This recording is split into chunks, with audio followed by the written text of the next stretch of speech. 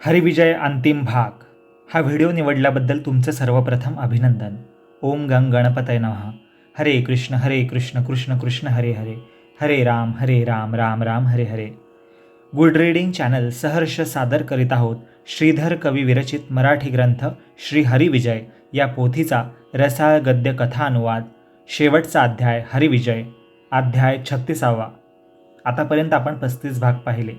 गोकुळातील लोकांशी भेट, देवकीचे पुत्र आणून दिले, नृग उद्धार, अर्जुन गर्वहरण, राधा मिलन आणि पंढरपुरास आगमन आणि फलश्रुती हे सर्व कथाभाग आपण या शेवटच्या हरिविजयाच्या शेवटच्या भागात पाहणार आहोत.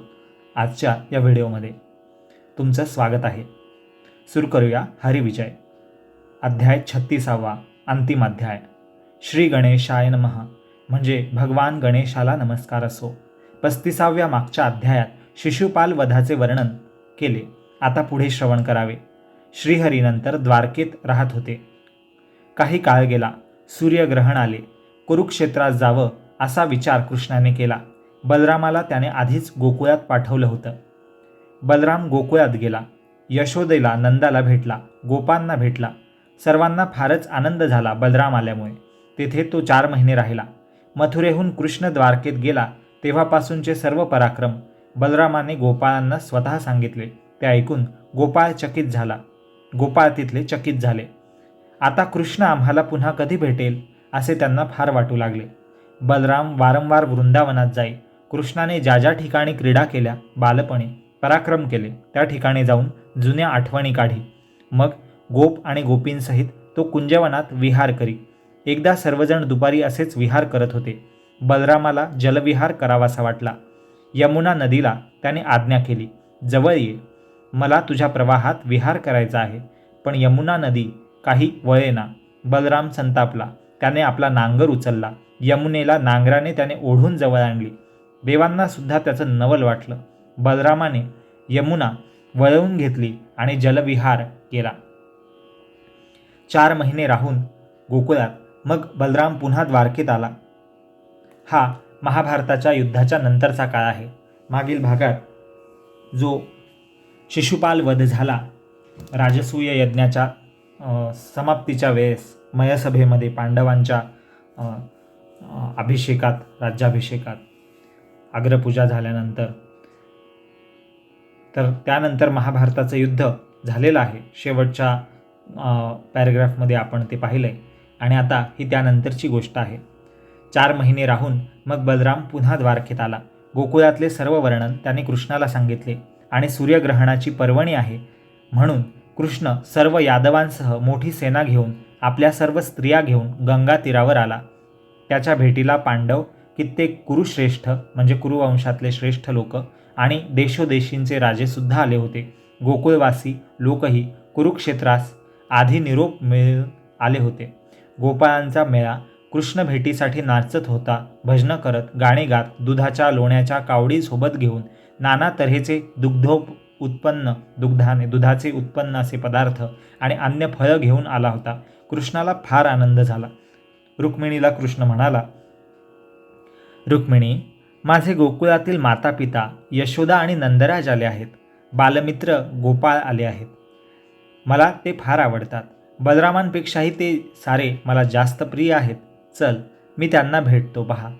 कृष्णाची आणि गोपाळांची ती अपूर्व भेट पाहायला कृष्णाच्या सर्व स्त्रिया, 16,108 स्त्रिया आणि श्रेष्ठ यादव आणि उद्धव आदी सगळे भक्त एकत्र जमले होते. समोरून बैलगाड्यांचा ताफा चाला. टाळ मृदंग वाजत होते. गोपिका गाड्यांवर बसून कान्ह्याची गीते गात होत्या. हरीचे सवंगडी धावतच पुढे आले.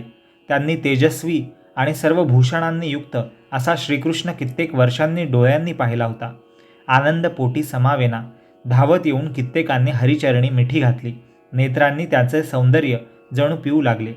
ज्याच्याजवळ बालपणी यथेच्छ खेळलो तो मनमोहन अपार अशा वैभवासह त्यांना आज वयाने मोठा पण आपला स्वतःचाच असा सखा दिसत होता. गोकुळातल्या गोपिका मोदभराने, मोद म्हणजे अतिशय संतुष्ट अशा समाधानी आनंदाने ओतप्रोत भरून कृष्ण कृष्ण म्हणत तल्लीन झाल्या होत्या. रुक्मिणी हे सगळं पाहतच राहिली, कारण ती कधी गोपिकांना भेटलीच नव्हती. अष्टनायिका म्हणजे कृष्णाच्या 8 पट्ट राण्या, मुख्य राण्या थक्क झाल्या. सांब, प्रद्युम्न हे कृष्णाचे मुलं, अनिरुद्ध असे नातू तटस्थ झाले. कृष्णाला वेढा घालून त्याचे बालमित्र जुन्या आठवणी काढू लागले. त्यांनी चढाओढीने कृष्णाची कौतुके सांगण्यास सुरुवात केली. मायेने, ममतेने, प्रेमाने, स्नेहाने आणि मनावरील कृष्ण मोहिनीने त्यांच्या साऱ्या मनोवृत्ती सैरभैर झाल्या. कृष्णाच्या सर्व खोड्या वर्णन करताना आणि उलटसुलट काहीतरी ते बोलत होते. कृष्ण हसून होय होय म्हणत होता. रुक्मिणीला आणि इतर द्वारकावासियांना तो जणू विसरूनच गेला होता. गोपाळ म्हणत होते, कृष्णा, तू खरा चोर आहेस रे. तुझी नाटकं आम्हाला पुरती ठाऊक आहेत. आमची मनंसुद्धा तू चोरलीस, मग मथुरेत गेलास कंसवधाच्या निमित्ताने, आणि आता तू दूर समुद्रात द्वारका वसवलीस. पण तू आमच्याबरोबर हुतुतू हमामा खेळत होतास ते आठव. वासरं वळवून आणायची पाळी तू स्वतःवर कधी येऊच देत नव्हतास. अरे, नुसती पावरी वाजवली, बासरी वाजवली की तुझं काम व्हायचं. तुझ्या खोड्या फार झाल्या म्हणून यशोदामाईने उखळाशी बांधलं होतं, ते आठवतं का तुला? आता मोठ्या थाटात जेवत असशील रे, पण आमच्या शिदोऱ्यांचा काला करून तू आंबट ताकसुद्धा ढोसत होतास आमच्यासोबत. विसरलास की काय कृष्णा? आता चंदनाचा लेप लावला आहेस, तेव्हा शेणाने माखलेला असायचास. आता रत्नांचा मुकुट आहे तुझ्या डोक्यावर, पण तेव्हा पानांचा आणि मोरपिसाचा मुकुट होता. आता तुझ्या गळ्यामध्ये कौस्तुभमणी कंठात तू धारण केला आहेस, तेव्हा लहानपणी मात्र आमच्यासोबत राहताना गुंजांच्या माळा होत्या फक्त. सगळे विसरलास का कृष्णा? आता काय तू फार मोठा झाला आहेस रे. या गोष्टी ऐकून कृष्ण हर्षित होत होता, आनंदित होत होता. रुक्मिणी खट्याळपणे हसत होती. अष्टनायिका खदखदा हसत होत्या. तोच गोपिका आल्या. त्यांचे सौंदर्य आणि सात्विक भाव पाहून अष्टनायिका थक्क झाल्या. अश्रूंनी कृष्णाचे चरणक्षालन करत त्या गोपिकांनी कृष्णाला आलिंगनं दिली. त्यांचे प्रेम पाहून सर्व कृष्ण स्त्रियांना म्हणजे कृष्णाच्या पत्न्यांना नवल वाटले. ती दैवी प्रीती पाहण्यास देवही गगनात जमले होते. तोच यशोदा आणि नंद यांचे आगमन झाले. त्यांनी कृष्णाला आपल्या लेकराला पोटाशी धरले. यशोदेला वात्सल्याने पान्हा फुटला. पुन्हा, कृष्णा, यशोदा म्हणाली, कृष्णा बाळा, मी उखळीशी बांधले, तुला शिक्षा केली म्हणून तू रागावून निघून गेलास का रे? माझ्यावर रागावू नकोस मजवर. अरे, तुझ्या बाललीला आठवूनच केवळ आम्ही प्राण आतापर्यंत धरून राहिलो आहोत रे. कृष्ण म्हणाला, नाही ग आई, मी रागावलो नाही. माझं मन तुमच्याकडेच लागलेलं असतं. नंद, यशोदा यांनी वसुदेव, देवकी आणि इतर यादवांचीही भेट घेतली. सर्वत्र आनंदी आनंद पसरला. नंतर ग्रहण पर्वकाळी कृष्णाने सर्व गोकुळवासियांना उत्तमोत्तम वस्त्रभूषणं मोठ्या प्रेमाने दिली. गोपींची तुमची जुनी ओळख, ती नीट सांभाळा, असं म्हणून रुक्मिणी आणि सत्यभामा कृष्णाची थट्टा करत होत्या. देवकी माता यशोदा मातेला म्हणाली, यशोदे, कृष्णाचे बालपण तू अनुभवलेस. वात्सल्याने सर्व काही त्याचे केलेस. मला मात्र 6ही पुत्र कंसाने आपटून मारल्यामुळे ते सुख मिळालं नाही, पुत्रसुख. देवकीची ही व्यथा ऐकून कृष्ण म्हणाला, आई, तू चिंता करू नकोस ग. मी आत्ताच ती तुझी मृत बालके परत आणून देतो. असं म्हणून कृष्णाने यमाला आज्ञा केली आणि देवकीचे 6 पुत्र आणून दिले. त्यांना देवकीने हृदयाशी धरले. सर्व लोक हे अद्भुत कृत्य पाहून नवल करू लागले. तेथे 5 रात्री राहून नंतर कृष्णाचा निरोप घेऊन नंदासह गोपिका गोकुळास परत गेले. कृष्णही सर्व दळभार घेऊन द्वारकेस परत गेला. द्वारकेतून एके दिवशी पुढे कृष्णाचे पुत्र आणि पौत्र म्हणजे नातू वनात गेले होते. त्यांचा एक चेंडू एका मोठ्या विहिरीत पडला. ती विहीर आटून गेलेली जुनी आणि ओसाड विहीर होती. त्यात या मुलांनी डोकावून पाहिले. तो एक फारच प्रचंड सरडा दिसला. तो पाहून यादव थक्कच झाले. कृष्णाला त्यांनी बोलावून तो दाखवला. कृष्णाने आत त्या सरड्यावर एक दृष्टी टाकली. कृष्णाच्या त्या दृष्टीने तो सरडा अदृश्य होऊन तेथे एक तेजस्वी राजा प्रगट झाला. त्याने कृष्णाला वंदन केले, नमस्कार केला आणि त्याचं पूर्ववृत्त कृष्णाने विचारलं की तू कोण, कुठला? तेव्हा तो म्हणाला की हे कृष्णा, मी नृग नावाचा राजा आहे. नृग. फार वर्ष झाली. मी पर्वकाळी एका ब्राह्मणाला 1000 गायी दान दिल्या आणि मी रात्री निजलो असताना त्यातील एक गाय पळून आली आणि माझ्या गायींच्या खिल्लारांमध्ये शिरून राहिली. दुसऱ्या दिवशी मी दुसऱ्या ब्राह्मणाला दुसऱ्या 1000 गायी दान दिल्या. त्यात ही आधीच्या ब्राह्मणाला दिलेली गायही होती. म्हणजे मी एकाच गायीचे दोनदा चुकून वेगवेगळ्या ब्राह्मणांना दान दिले. मला माहीत नव्हतं ते, पण मला त्याची कल्पना नव्हती. दुसरा ब्राह्मण गायी नेणार तोच पहिला ब्राह्मण आला आणि त्याने ती आपली गाय ओळखली, जी मी त्याला आधी दान दिली होती. ती तो घेऊन जाऊ लागला. तेव्हा दुसरा ब्राह्मण ती गाय देईना. दोघं भांडू लागले. दोघं म्हणू लागले की ही माझीच गाय आहे, आम्हालाच दानमध्ये मिळाली आहे. मी पहिल्याला आणखी 1000 गायी देऊ केल्या. दोघांच्या पाया पडलो मी, पण ते दोघेही ऐकेनात, कोणीच माघार घेईना. त्यात झालं असं की दोन्ही ब्राह्मणांनी मला शाप दिला की प्रचंड सरडा होऊन ओसाड विहिरीत तू 1000 वर्ष पडून राहशील राजा. मी गयावया केली, प्रार्थना केली. तेव्हा त्यांनी मला उशाप दिला, म्हणजे उपाय सांगितला शापातून मुक्त होण्याचा. ते म्हणाले की पुढे कृष्णावतार होईल, म्हणजे कृष्णाचा अवतार होईल. तेव्हा कृष्णाच्या दर्शनाने तुझे शापमोचन म्हणजे शापातून मुक्ती होईल, सरड्याच्या रूपापासून मुक्तता लाभेल आणि तू मूळ रूपाला येशील. अशी गोष्ट नृगराजाने स्वतःची कहाणी सांगितली. कृष्ण ती गोष्ट ऐकून यादवांना म्हणाला की मुलांनो, थोडी चूक झाली तरी काय होतं ते पाहिलंत का? तुम्ही आता सावध राहा, ब्राह्मणांचा अपमान करू नका. तोपर्यंत त्या नृगराजासाठी स्वर्गातून विमान आले आणि तो श्रीहरीला वंदन करून स्वर्गास गेला. पुढे काही दिवसांनी पांडवांचा अर्जुन द्वारकेत राहायला आला. तो प्रेमाने राहत असताना एक विचित्र गोष्ट घडली. एक ब्राह्मण सभेत येऊन सांगू लागला की माझी 8 मुलं जन्मताच मरण पावली. माझी स्त्री आता गरोदर आहे. माझं हे अपत्य जगेल, माझं हे होणारं मूल टिकेल असा उपाय मला सांगावा. अर्जुन तिथे होता. त्याला बळाचा गर्व होता. तो म्हणाला, मी माझ्या शक्तीने बळाने तुझ्या बालकाचं मी रक्षण करतो. असं त्याने मध्येच बोलून त्या ब्राह्मणाला तसं वचन दिलं आणि पुढे म्हणाला की मी यमदेवतेलाही उभा चिरीन. त्यात काय एवढं? तुझा हा बाळ मी रक्षण केला नाही तर मी स्वतः अग्नीत प्रवेश करीन. कृष्ण हे ऐकूनही काहीच बोलला नाही. अर्जुनाने त्या ब्राह्मणाच्या घराभोवती वायूही शिरणार नाही असा बाणांचा अभेद्य पिंजरा कवचासारखा निर्माण केला. पण ती स्त्री प्रसूत होऊन म्हणजे बाळंतीण होऊन तिला पुत्र झाला आणि तो 5 दिवस जगला आणि 6व्या दिवशी मेला.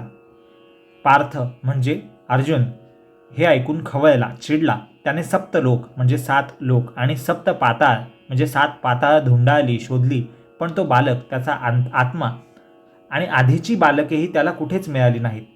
आता पार्थ अर्जुन घाबरला. शेवटी अग्नीत प्रवेश करण्यास तो सज्ज झाला. त्याचा गर्व आता नष्ट झाला होता. मग मात्र कृष्णाने अर्जुनाला अडवले. एका दिव्य रथात त्याला बरोबर घेऊन दैदिप्यमान अशा विलक्षण मार्गाने तो 7 स्वर्गांची आवरणं भेदून आदिनारायण जेथे राहतात तेथे गेला. अर्जुनाला घेऊन कृष्ण. पार्थ म्हणजे अर्जुनाला ते तेज सहन होईना. तेव्हा कृष्णाने त्याला दिव्य दृष्टी दिली आणि आपले आदिनारायण स्वरूप दाखवले. ब्राह्मणाचे 9 पुत्र, आधीचे मेलेले 8 आणि हा 9वा, असे 9 पुत्र नारायणाजवळ दिव्य रूपात होते. ते त्याने पार्थाजवळ म्हणजे अर्जुनाजवळ दिले आणि रथ परत त्याच मार्गाने द्वारकेत आणून पार्थाला म्हणजे अर्जुनाला ते पुत्र तू ब्राह्मणाकडे नेऊन दे असं कृष्णाने सांगितलं. ब्राह्मण आणि त्याची स्त्री यांनी आपले 9 पुत्र परत मिळाले, जिवंत राहिले म्हणून फारच त्यांना आनंद झाला. पार्थ कृष्णाची स्तुती करू लागला आणि पूर्ण नम्रता धरून इंद्रप्रस्थ या आपल्या राज्यात गेला, पांडवांकडे. पार्थ म्हणजे अर्जुन गेला. तो जाताना कृष्ण त्याला म्हणाला की पार्था, अर्जुना, मीच सर्व रूप धारण करतो रे. करता आणि हरता म्हणजे करणारा आणि नष्ट करणारा मीच आहे. तेथे दुजेपणाला दुसऱ्या कोणाला वावच नाही, जागाच नाही असं कृष्ण म्हणाला. श्रोते हो, श्रीधर कवी पुढे म्हणतायत श्रोत्यांना की श्रोते हो, आणखी एक कथा सांगून मी हा हरिविजय ग्रंथ संपूर्ण समाप्त करत आहे. ही कथा पद्मपुराणातून घेतलेली आहे. इंद्राची पत्नी म्हणजे देवांचा राजा इंद्र, त्याची बायको, पत्नी म्हणजे बायको, जिचं नाव शची आहे, ही एकदा वैकुंठात गेली होती. तेव्हा श्री विष्णूचे सौंदर्य पाहून तिला आपण विष्णूशी संग करावा, सहवास करावा अशी इच्छा झाली. इंद्राच्या पत्नीचं शशीचं हे मनोगत ओळखून विष्णूने कृष्णावतारात तिला राधा म्हणून जन्म घेण्यास सांगून आपला संग दिला. मला माहीत आहे, एक वाचक म्हणून, विद्यार्थी म्हणून राधेचं आपण वेगळं स्थान आपल्या मनात आहे. ती एक प्रकारे कुंडलिनी शक्ती आहे किंवा ती एक प्रकारे कृष्णाची बहिरंगा शक्ती आहे, अंतरंगा शक्ती आहे. ते एक दिव्य योगमायेचं स्वरूप आहे.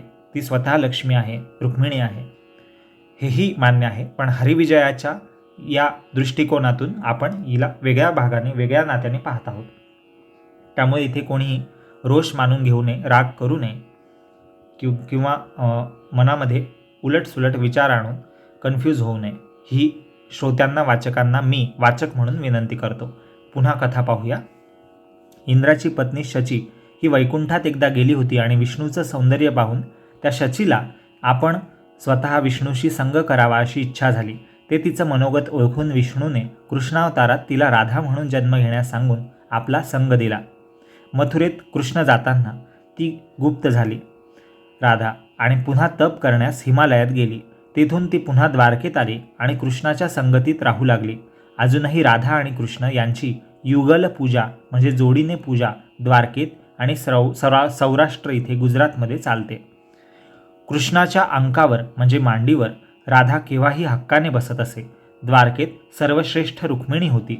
ती कृष्णाजवळ बसली आणि इतर कोणी आल्या राण्या तरी ती उठून आदर दाखवत नसे. इतर कोणी कृष्णासन्निध कृष्णाजवळ असली आणि रुक्मिणी आली तर ती दुसरी राणी उठून रुक्मिणीला जागा देई. पण राधेची गोष्टच वेगळी होती. राधा कृष्णाजवळ बसली होती तेव्हा रुक्मिणी तिथे आली, पण राधा काही उठली नाही. त्यामुळे रुक्मिणी रागावली. ती द्वारकेतून निघाली आणि दक्षिण भारतात दिंडीरवनात जाऊन तप करत राहिली. रुक्मिणी द्वारकेतील सर्व स्त्रिया उदासवाण्या दिसू लागल्या. कृष्णाला रुक्मिणीशिवाय चैन पडेना. तो द्वारका सोडून निघाला. वेताची काठी त्याने हातात घेतली. शंखाचा कमंडलू केला. संन्याशासारखा वेश केला. देशोदेशी हिंडत राहिला. कुठेच रुक्मिणी दिसेना. दक्षिण भारताच्या दिशेने तो आला आणि कृष्ण भीमा नदीच्या तीरावर त्याला ती रुक्मिणी दिसली. तपस्विनी, ध्यानस्थ रुक्मिणी. त्याला वाटलं की जरा थांबावं. त्याने मांड्यांमध्ये वेताची काठी धरली आणि कटीवर म्हणजे कमरेवर हात ठेवले कृष्णाने. दूरून रुक्मिणीकडे कौतुकाने पाहत आता कृष्ण उभा राहिला आणि मग हळूच हाक मारून म्हणाला की रुक्मिणीला तो म्हणाला, पद्मनेत्रे म्हणजे कमळासारखी डोळे असलेली प्रिये, प्रियतमा, तू इथे येऊन का बसलीस ग? मला तुझ्याशिवाय करमत नाहीये. रुक्मिणीने कृष्णाला ओळखले होते, पण ती म्हणाली, तू कोण आहेस? चोरट्यासारखा का आलास? परस्त्रीजवळ, दुसऱ्या एखाद्या स्त्रीजवळ, अनोळखी स्त्रीजवळ बोलायचं तुला काय काम आहे? परनारीला प्रिये असं म्हणून हाक मारतोस तू. मला वाटतं तुझे बालपणापासूनच असे आचरण असावे, असं वागणं असावं. दुसऱ्याच्या दारी जायची तुझी रीतच आहे. हे असं चिडून रुक्मिणी बोलली. ते ऐकून कृष्ण हसू लागला आणि मग तीही हसू लागली. तिचे कृष्णाने समाधान केले. तिचा राग आता मावळला, कमी झाला, रुसवाही गेला. मग कृष्ण त्या ठिकाणीच राहू लागला. पुढे पुंडलिक हा भक्त आपल्या मात्यापित्यांची सेवा करत होता. त्याच्यावर प्रसन्न होऊन कृष्ण तिथे गेला, दारात उभा राहिला आणि वरदान माग पुंडलिका भक्ता असं म्हणाला. कृष्णाचं ते बोलणं ऐकून पुंडलिकाने एक वीट त्याच्याकडे फेकली दरवाजात आणि पुंडलिक म्हणाला कृष्णाला, न पाहताच की मातापित्यांचे पाय चेपून मी तुला नंतर भेटतो, तोपर्यंत तू या वेटेवर थांब, असं पुंडलिक भक्त म्हणाला. तेव्हा कटीवर म्हणजे स्वतःच्या कंबरेवर हात ठेवून कृष्ण एका विटेवर दोन्ही पाय ठेवून उभा राहिला दारातच आणि मातापित्यांची सेवा करून पुंडलिकाने हरीचे पाय धरले. याच क्षणी तू हवे ते माग, असं कृष्णाने पुंडलिकाला म्हटलं. तेव्हा भक्त पुंडलिक म्हणाला की देवा, कृष्णा, हरी, जसा तू उभा आहेस माझ्यासाठी तसाच इथे चिरकाळपर्यंत म्हणजे काळाच्या अंतापर्यंत, हे सगळे युग संपेपर्यंत, त्यानंतरही कायमस्वरूपी असा तू इथेच राहा उभा. जे अज्ञ म्हणजे अज्ञानी, अडाणी, जन म्हणजे लोक इथे तुझ्या दर्शनाला येतील, ते तुझ्या दर्शनाने तुला पाहण्यानेच मुक्त व्हावेत, त्यांना मुक्ती मिळावी. आणि या जागेचे नाव पंढरपूर पडू दे. ही दक्षिणेकडील द्वारका होऊ दे. रुक्मिणी सहित तू इथेच राहा रे कृष्णा, इथून तू जाऊ नकोस. यापुढे वीटस्थळ, वीटस्थळ म्हणून विठ्ठल, वीटस्थळ या संस्कृत शब्दाचा अपभ्रंश झालेला विठ्ठल हे नाव आता तू धारण कर. वीट हेच तुझं स्थळ आहे राहण्याचं, जागा. स्थळ म्हणजे जागा. वीट म्हणजे ज्या विटेवर उभा आहे मातीच्या ती वीट. विठस्थळ, विठस्थळ म्हणजे विठ्ठल, विठ्ठल, विठ्ठल हेच नाव झालं विठ्ठल. तर अशा विठ्ठल नावाने धारण करून तू इथेच राहा कृष्णा, असं वरदान तू मला दे आणि माझ्यावर सगळ्यांवर कृपा कर. असं पुंडलिकाने वरदान मागितलं आणि जगाचं कल्याण केलं. तो कृष्ण पांडुरंग विठ्ठल म्हणून चंद्रभागेच्या तीरी म्हणजे चंद्रभागा नदीच्या काठावर, म्हणजे जी भीमा नदी आहे, जी चंद्रासारखा भाग तिचा पात्रात तयार झाला म्हणून तिचं त्या भागातलं नाव चंद्रभागा आहे, तिच्या काठावर पंढरपुरास आता राहिला आहे तो कृष्ण. तोच हा द्वारकाधीश कृष्ण, ज्याचं नाव आता विठ्ठल आहे, पांडुरंग आहे. त्या श्रीकृष्णाचे हे विजय चरित्र म्हणजे हरिविजय हे चरित्र आहे. तो हरी म्हणजेच कृष्ण, तो हरी म्हणजेच विठ्ठल. युगायुगात दैत्य संहार म्हणजे दानवी वृत्तींचा, आसुरी प्रवृत्तींचा नाश करणारा आणि दीनोद्धार म्हणजे गरिबांना, दीनदुबळ्यांना, गरजूंना मार्गदर्शन करणारा, त्यांचा उद्धार करणारा, त्यांचं रक्षण करण्यासाठी अवतार घेणारा हा विष्णू. या विष्णूचं हे चरित्र पंढरपूर येथे ब्रह्मानंद पुत्र म्हणजे ब्रह्मानंद यांचा मुलगा श्रीधर या कवीने शके 1624, शके इसवी सन नाही, शके 1624 मध्ये मार्गशीर्ष महिन्याच्या शुद्ध द्वितीया या तिथीस लिहून हे चरित्र पूर्ण केलं. हा ग्रंथ म्हणजे हा श्रीहरिविजय ग्रंथ फार पुण्यप्रद म्हणजे पुण्य देणारा आहे. या ग्रंथाचं एकदा श्रवण केलं, वाचन केलं तरी दारुण पापे म्हणजे कठीण असं पापकर्मसुद्धा नष्ट होईल. 3दा हा हरिविजय ग्रंथ वाचला तर भक्त पुत्रकुळात उपजेल, म्हणजे भक्ताचा जन्म होईल. 3दा वाचल्यानंतर पुत्राचा जन्म भक्तकुळात होईल. एकदा वाचला तरी चिंता आणि शत्रुभय नष्ट होईल, म्हणजे कसलेही टेन्शन्स राहणार नाहीत. शत्रूंची, दुश्मनांची भीती नष्ट होईल, निर्भीड व्हाल. ऋण म्हणजे कर्ज नष्ट होईल. दारुण रोग म्हणजे कठीण असे असाध्य रोग, त्यांचा त्रास नष्ट होईल. कृष्ण स्वतः प्रगट होऊन संकट निरसन करेल, म्हणजे संकटावर उपाय शोधेल, मार्ग दाखवेल. हा ग्रंथ श्री हरिविजय ग्रंथ ज्या घरात राहील तेथे कसलेही भय राहणार नाही, उरणार नाही. हा ग्रंथ वाचकांचे ऐहिक म्हणजे सांसारिक भौतिक आणि पारलौकिक म्हणजे परमधाम आध्यात्मिक असे कल्याण करून वैकुंठ प्राप्त करून देणारा हो, गोलोक वृंदावन धाम प्राप्त करून देणारा हो, साकेत धाम प्राप्त करून देणारा हो, कैलास प्राप्त करून देणारा हो, हीच हरिचरणी प्रार्थना. अध्याय 36 इथे श्रीधर कवींनी संपूर्ण केला. श्री हरिविजय कथामृत समाप्त. इति शुभम. जय जय रामकृष्ण हरी. हरिविजय ग्रंथ संपूर्ण झाला हरिकृपेने. श्रीकृष्ण अर्पणमस्तू. हे सर्व काही श्रीकृष्णाला श्रीहरीलाच अर्पण असो, त्यालाच आम्ही हे वाहतो. नमस्कार. ह्या गुड रीडिंग चॅनलवरची आजची ही हरिविजयाची शेवटची हरिकथा अध्याय 36 आपल्याला आवडला असेल तर खाली सबस्क्राईब बटनवर क्लिक करून तुमच्या ह्या नव्या कुटुंबाचा अविभाज्य आणि महत्त्वपूर्ण भाग तुम्ही नक्कीच होऊ शकता. वाट कसली पाहता, नक्की सबस्क्राईब करा आणि आम्हालाही तुमच्या कुटुंबाचा भाग होऊ द्या. तुमचा बहुमूल्य वेळ आम्हाला या हरिकथेमध्ये ऐकण्यासाठी दिला, आमच्यासोबत घालवला, याबद्दल धन्यवाद. आपण ही हरिविजयाची यात्रा 36 भागांपासून ऐकत आलेलो आहोत. समजून घेत आलेलो आहोत. श्रीकृष्णाच्या चरित्राच्या काही लीला, काही कथा, या निवडक कथा श्रीधर कवींनी रचल्या याबद्दल वाचक म्हणून, एक विद्यार्थी म्हणून मी श्रीधर कवींचं पुन्हा एकदा ऋणी आहे. त्यांना नमस्कार करतो. त्यांनी आपण ज्या आधी या हरिविजयाआधी जो रामविजय ग्रंथ वाचला कथासार स्वरूपात 40 भागांमध्ये, तोही श्रीधर कवींनी रचला आहे. त्यामुळे रामविजय ग्रंथलेखनासाठी सुद्धा संत शिरोमणी श्रीधर कवींचं मी सर्व वाचकांच्या श्रोत्यांच्या वतीने पुन्हा एकदा साष्टांग नमस्कार त्यांना करतो.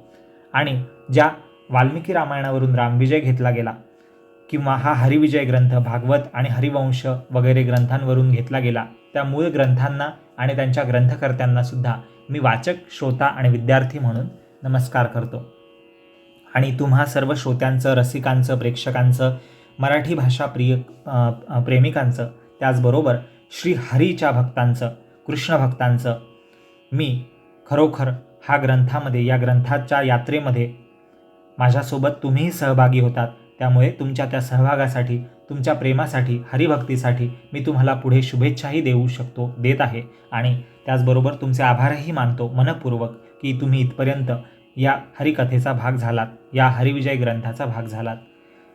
हा हरिविजय ग्रंथ इथे संपलेला नसून इथून पुढे नवीन कथा, नवीन अध्याय, नवीन ईश्वरी अवतार, लीला यांच्या अनेक कथासार, मूळ ग्रंथ, त्यातील उपदेश, संतांच्या चरित्रकथा, लीला भगवंताच्या आणि त्याचबरोबर वेगवेगळ्या आरत्यांचा अर्थ आणि त्याचबरोबर वेगवेगळ्या देवी देवतांचं स्तोत्र, स्तवन आणि अष्टक, श्लोक इत्यादी इथूनही पुढे चालूच राहणार आहे. हा अखंड धबधबा ज्ञानाचा, कथांचा आणि त्यापासून मिळणाऱ्या आनंदाचा अनुभवावा आध्यात्मिक धबधबा, हीच ईश्वरचरणी प्रार्थना आणि शुभेच्छा. पुन्हा भेटूया हरिकथेच्या नव्हे पण हरीच्याच आणि इतरही हरिरूप असणाऱ्या ईश्वरतुल्य अशा इतर संतांच्या किंवा देवी देवतांच्या वेगवेगळ्या अवतारांच्या कथा घेऊन, त्यांची कथासार घेऊन, ग्रंथ घेऊन, त्यांच्या लीला घेऊन आणि त्यांच्या आरत्यांचा अर्थ घेऊन किंवा त्यांच्यावर रचलेली स्तोत्र, स्तुतीपर अशी स्तवन किंवा अष्टक, श्लोक यांचा अर्थ घेऊन किंवा त्यांचं वाचन घेऊन साध्या सरळ सोप्या भाषेत मराठीमध्ये समजावणारे अनेक व्हिडिओज आणखी घेऊन भागवत, रामायण यासारखे आणखी ग्रंथ मराठीत उपलब्ध करून आपण लवकरच प्रस्तुत होत आहोत पुन्हा एकदा, फक्त गुड रीडिंग चॅनलवर. त्यामुळे चॅनलला नक्की सबस्क्राईब करा. हरिविजय ग्रंथ संपला म्हणजे आपलं नातं संपत नाही, ते अधिक दृढ झालं आहे. हा हरिविजयाचा काल्याचा प्रसाद तुम्ही आज जरूर सेवन करा.